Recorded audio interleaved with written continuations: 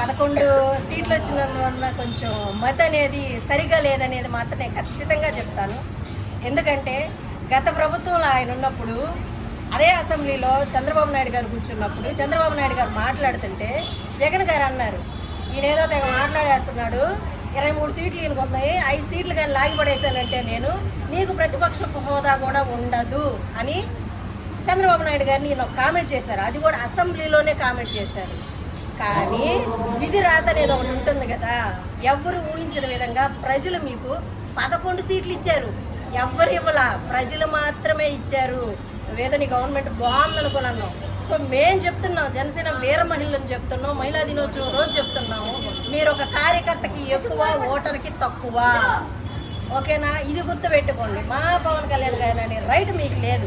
నేను ఇంకొకటి అడుగుతున్నాను, మీరు కోవిడ్ వచ్చినప్పుడు మాకు డబ్బులు 2 కోట్లు ఇచ్చారు, అలాగే విజయవాడలో వరదలు వచ్చినప్పుడు 2 కోట్లు ఇచ్చారు. ఈ డబ్బులు ఏమయ్యాయి? మాకు కొంచెం లెక్కలు చూపించండి. ఎవరికి ఇచ్చారు? మీరు చెక్ ఇస్తే అది ఎవరికి ఇచ్చారు? ఆ లెక్కలు చూపించండి. పవన్ కళ్యాణ్ గారు ఇచ్చిన ఎన్నో సహాయాలు మేము మీకు లెక్కలు చూపిస్తాము. వీటన్నిటిలో మీరు మమ్మల్ని ఎదుర్కొనే పని అయితేనే పవన్ కళ్యాణ్ గారిని ఒక కామెంట్ చెయ్యండి.